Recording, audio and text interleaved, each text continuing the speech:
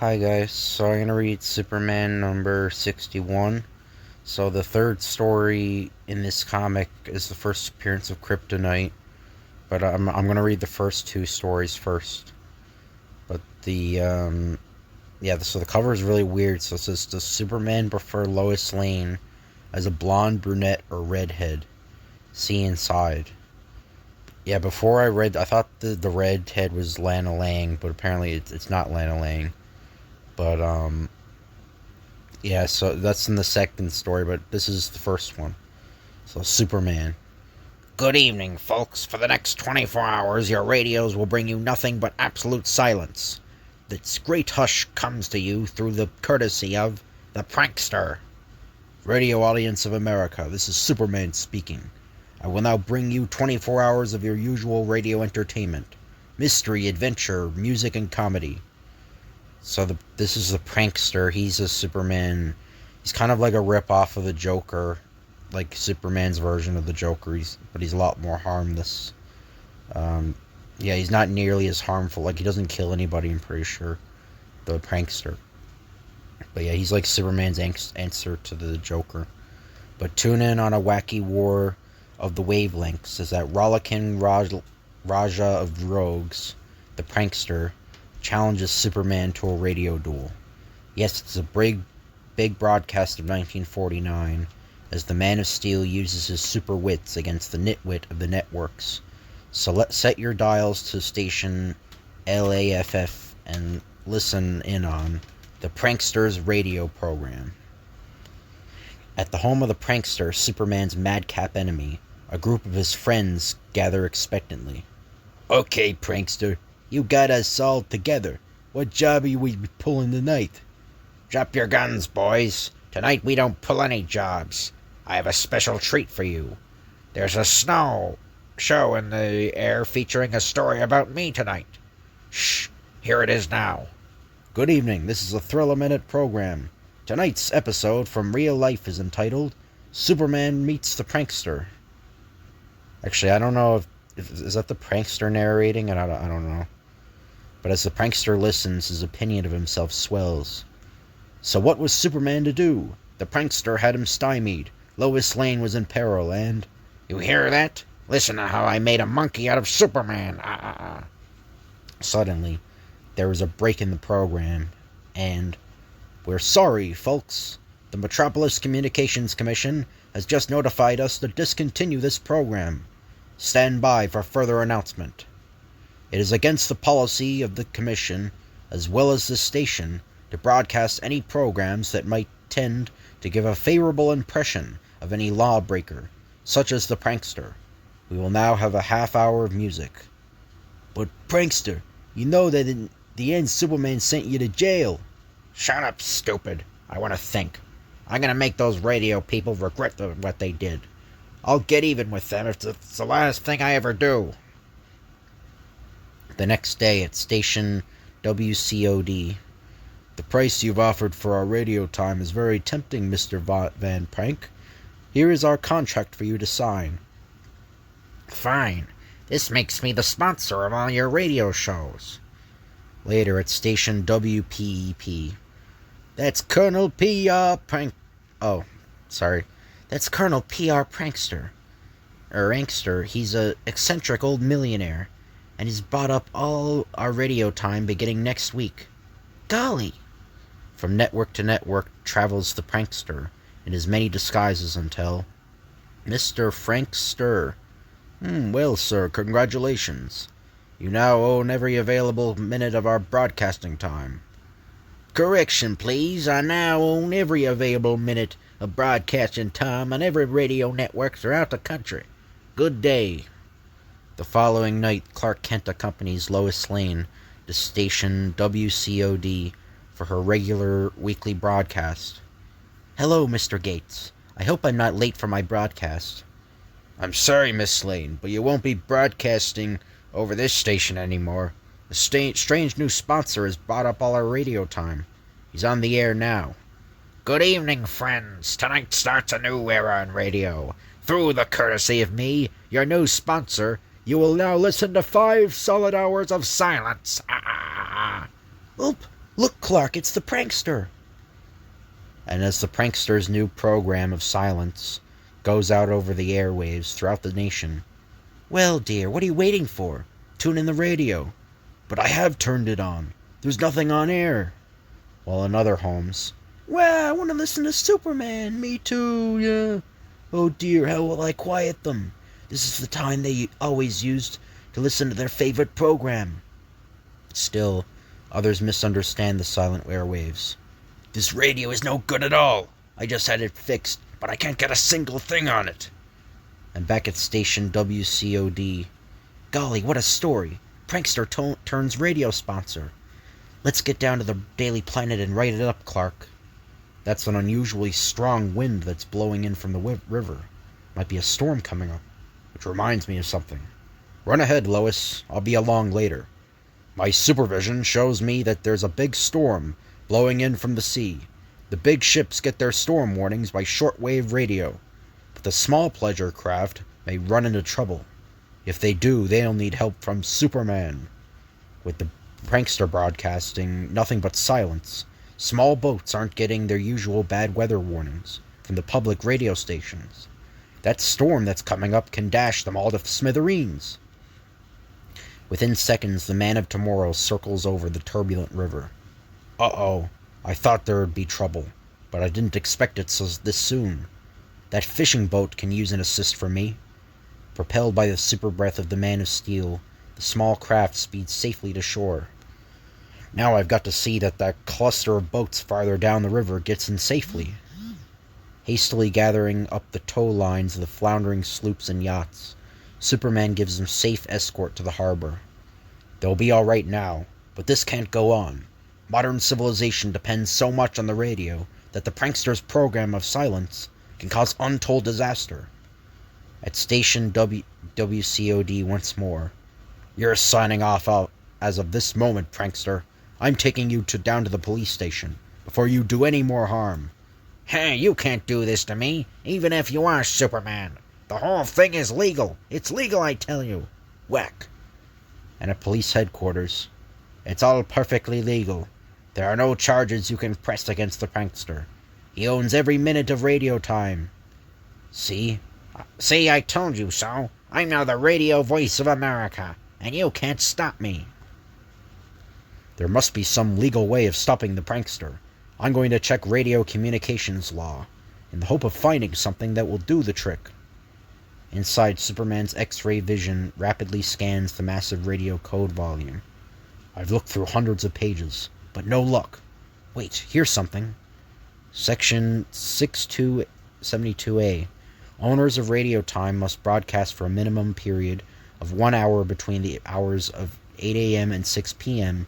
in order to retain such radio time. That law is all I need to force the prankster to put some kind of entertainment on the air. I'm going right over to station WCOD to see him. Nobody will mind if I borrow this book. Moments later. You've only got a few minutes left to prepare a broadcast, prankster. If you fail, you'll forfeit your radio time. Don't fret, Superman. I was only broadcasting silence to arouse the public's curiosity. I got a script all prepared. Stick around, it may surprise you. And so, 5 minutes later, the prankster starts his new radio show. This is your new sponsor, the Prankster speaking. Tonight we'll start a new series of programs. In this episode, we seek an answer to the question, what makes Superman so stupid? Huh? Up to the microphone steps the prankster's hand-picked cast of actors. On this particular evening, as our story opens, Superman is at home, indulging in his favorite pastime of cutting out paper dolls. Suddenly, there's a shot and... Go ahead, Beanie. Read what Superman says when he hears the shot. Bang! Who, me? Oh, yeah. Gee, a shot. And just when I was gonna shoot a game of marbles. I hope it ain't the prankster I heard. That guy is too smart for me. Fooled you, Superman. I can't broadcast programs praising myself, but there's no law against knocking you. I wish my radio audience could see your face. Go ahead, prankster. Have your fun while you can. If the prankster is allowed to broadcast his kind of program, It will destroy this country's confidence in the forces of law and order, which I help to uphold. That offshore storm is going to full blast. Good. I'll head for Iron Mountain and get right down to business. At Iron Mountain, where huge deposits of iron ore have lain buried for thousands of years. Iron ore attracts electricity, but if this stunt is going to work, I'll have to dig out the largest single piece of iron ore that's ever been mined. Atop the mountain, holding the gigantic chunk of metal, Superman is literally converted into a human lightning rod. Ooh, that whole lightning storm is headed right my way. Has Superman overestimated his own powers of invulnerability? Can even Superman, the man of tomorrow, withstand impacts of millions of volts of electricity? Yes.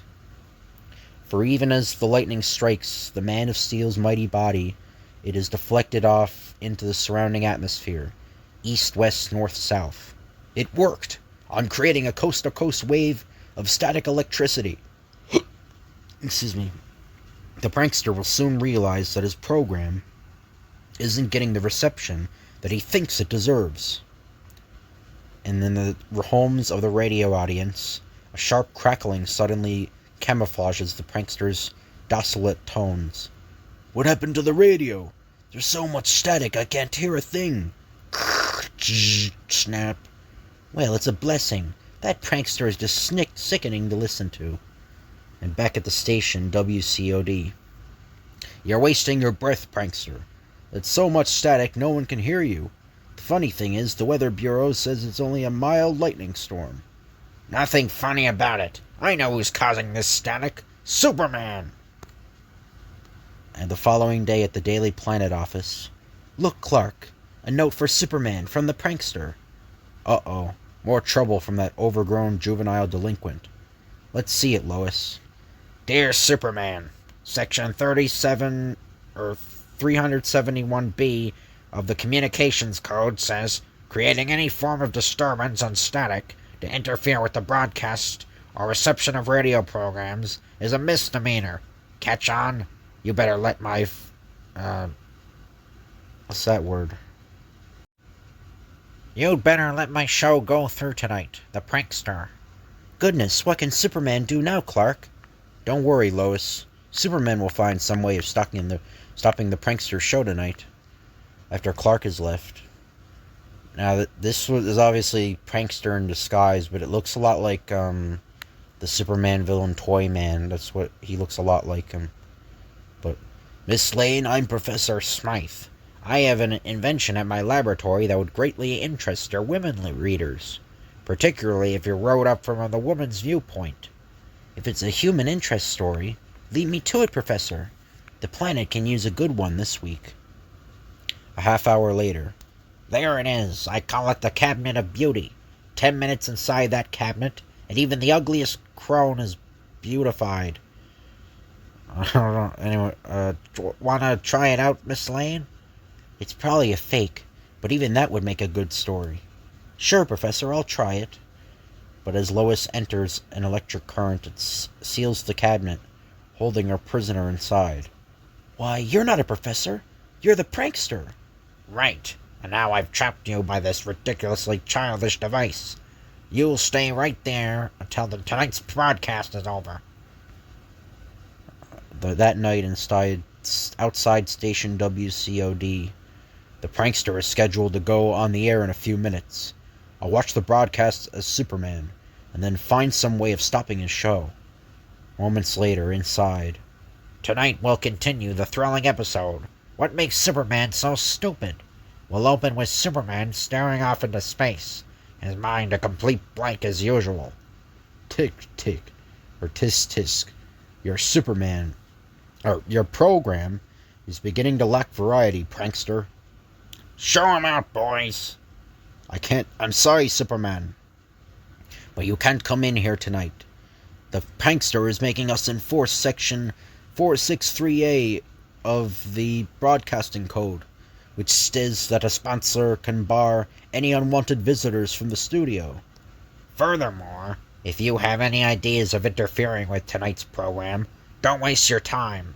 I've taken Lois Lane as a sort of hostage, Interfere with the show and you'll never see her again. Lois! Oof! I can't let any harm come to Lois, which means I mustn't interfere with his program.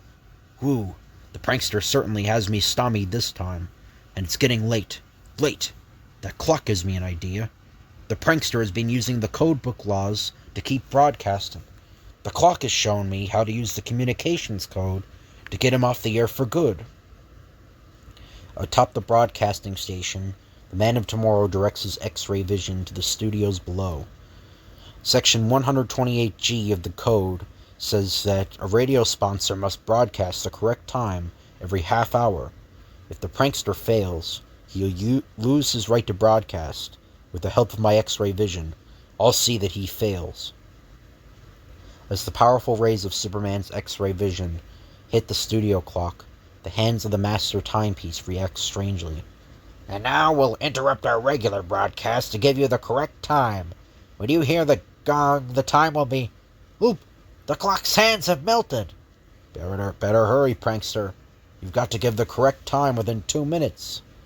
Frantically, the prankster runs to the studio window. Superman's behind this, but he can't outwit me. I'll get the right time for the town's clocks. Yo, Superman's twisted all the dials. Well, the prankster can't get the right time from any of the clocks around here. Too bad I had to put them out of order temporarily, but it will be easy to repair them later. But the prankster has the last card up his sleeve. I can still win against Superman. I'll dial the time operator by telephone and get the right time from her. Little does the prankster know that even as he dials, Superman arrives at the central telephone exchange. The prankster's next move should be the phone for the correct time. Ah, my super hearing is picking up the electric impulses that he's dialing along this wire. This isn't cricket, but neither what was his kidnapping of Lois. Seconds later, the prankster receives the right time from the place in which Superman has switched his call. Shanghai, China. Operator, hurry! Tell me, what time is it? And she's speaking like Chinese, or Mandarin. And then, all right, prankster, you've lost your license to broadcast. You missed giving the time signal to the radio audience. Bah! Nice work, officer. And after the prankster has taken us to Lois Lane, you can hold him for kidnapping. Well, and later at the laboratory. Come on out, Lois. You don't need any beauty treatments. You're pretty enough as you are. Never mind me, Superman. What about the radio audience? With the prankster off the air, the radio airwaves are silent again. You're right, Lois. There won't be any programs on until tomorrow. Maybe I can fill in for the regular radio artists who'll be coming on then. Yippee, let's go! And so, all through the night, the Man of Tomorrow puts on a one-man show, singing, dancing, acting. And when I look into your eyes of blue, tap, tap, tap. What has 4 wheels and flies? Why, a garbage truck, yak, yak.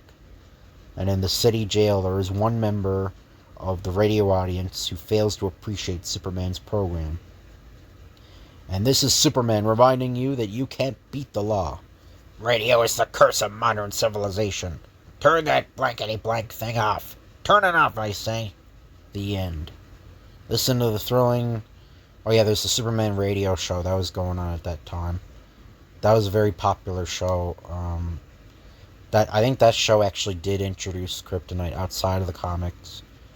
And I think Perry White and the Daily Planet were also introduced in that. But anyway, listen to the thrilling Superman radio program on your local mutual broadcasting station. But anyway, so that's the first story. So hope you guys enjoy this video. If you could like, comment, and subscribe, that'd be appreciated. Thank you all for watching, and I'll see you guys later.